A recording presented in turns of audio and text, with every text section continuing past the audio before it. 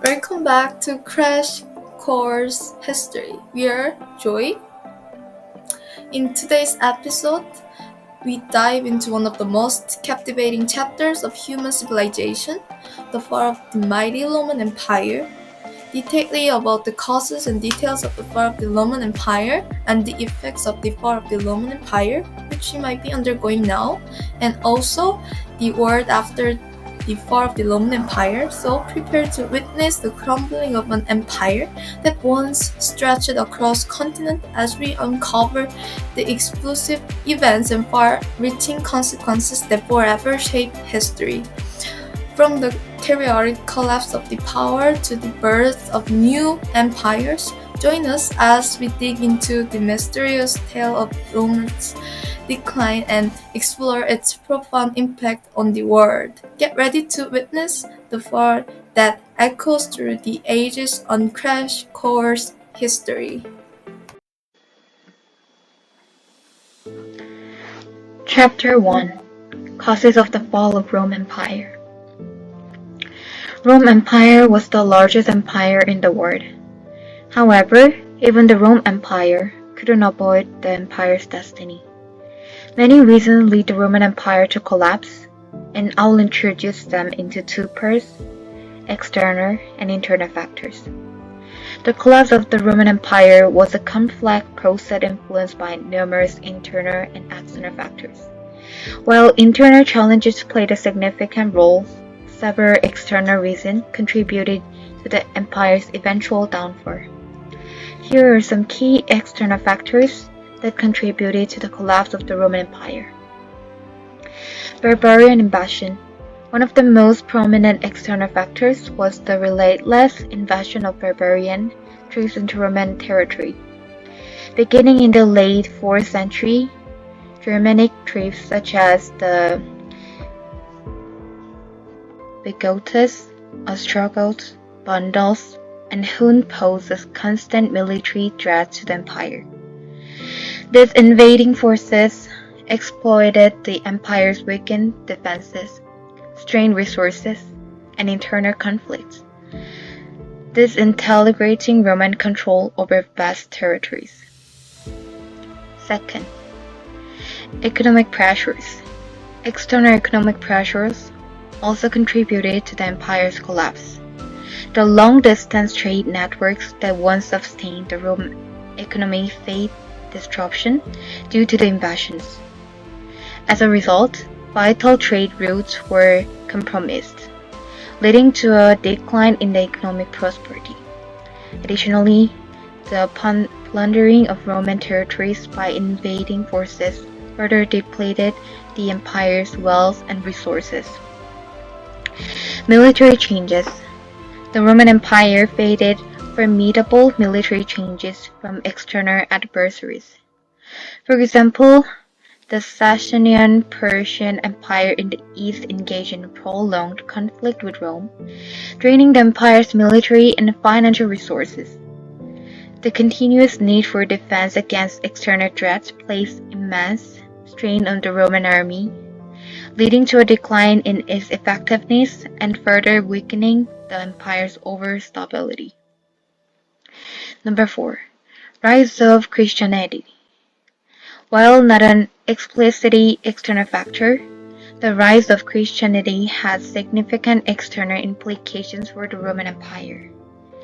The adoption and subsequent institutionalization of Christianity as a state religion led to religious conflict and internal divisions within the empire. Additionally, the spread of Christianity weakened traditional Roman values and undermined the authority of the Roman state, contributing to social unrest and erosion of imperial power. Number 5. Overextension and administrative challenges. The vastness of the Roman Empire posed administrative challenges that became increasingly difficult to manage.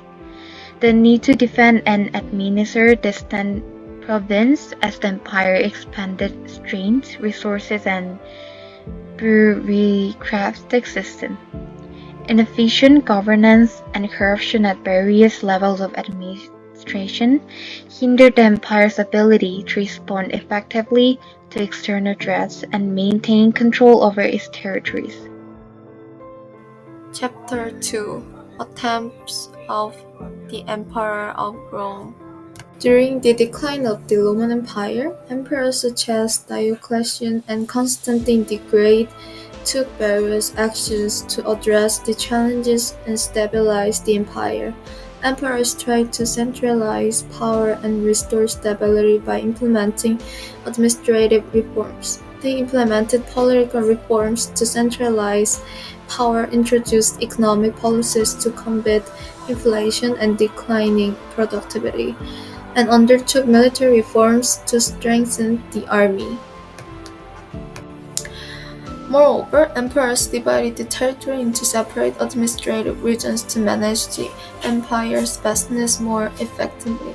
This division aimed to decentralize power and provide more localized governance. This is one of the most controversial content that historians keep arguing. Many historians keep arguing whether this regime made the Roman Empire a success or a further decline, and are also discussing whether this was an appropriate and practical way of doing things in Rome at this time. In addition, emperors like Theodosius and Honorius played significant roles during this period. Theodosius made Christianity the official state religion and effectively ended paganism, while Honorius witnessed the sack of Rome by the Visigoths in 410 CE. Likewise, some emperors embraced Christianity and implemented religious policies to unify the empire under a common faith. Emperor Constantine's conversion to Christianity and the subsequent Edict of Milan in 313 CE were significant steps in this direction. Despite the efforts of these emperors and others, the Roman Empire's decline continued due to the external invasions, economic challenges, political instability, and internal corruption. Ultimately, the Western Roman Empire fell in 476 CE during the reign of Romulus Augustus, the last Western Roman Emperor. Chapter 3: Life after the fall of Roman Empire. As Rome has such a vast and significant influence and power, its decline also had influenced intensive power to the entire world and us. Even some history scholars says, if you remember the Roman Empire, and since their culture and historical inheritance keep being used, Roman Empire doesn't collapse completely. So for this part, we will find some historical variables inheritance that the ancient Roman Empire lives and how it used in our life. There are many inheritances, but if someone asks me what's the most bearable and precious inheritance of Rome, I will say it is technology. Road system. The Romans are renowned for their extensive road network, which played a vital role in the growth and governance of their empire. The construction of durable and well-engineered roads, such as the famous Appian Way, facilitated trade, communication, and military movements. This legacy can be seen in today's road infrastructure, as many modern roads and highways follow the principle established by the Romans. Sanitation, water management. Roman engineering developed sophisticated sanitation and water management system. They constructed intricate aqueducts to transport water to cities, providing clean water for public baths, baths, and private households. The concept of a centralized water supply and sewage system was revolutionary then, and their ideas have influenced modern urban planning and infrastructure development. Concrete and building materials. The Romans were pioneers in using concrete as a building material. They perfected concrete composition by combining volcanic ash, lime, and aggregates, creating a strong and durable substance. This technique allowed for the construction of large-scale structures and contributed to the preservation of Roman architecture. Modern concrete is based on similar principles and remains the crucial in contemporary construction. Military innovations. The Roman military introduced various innovations that have shaped warfare strategies throughout history. Their engineering prowess enabled the construction of fortified walls, siege weapons, and military laws, which improved mobility and defense capability. Tactics such as the manipular legion and the disciplined organization of the Roman army influenced later military formations and strategies.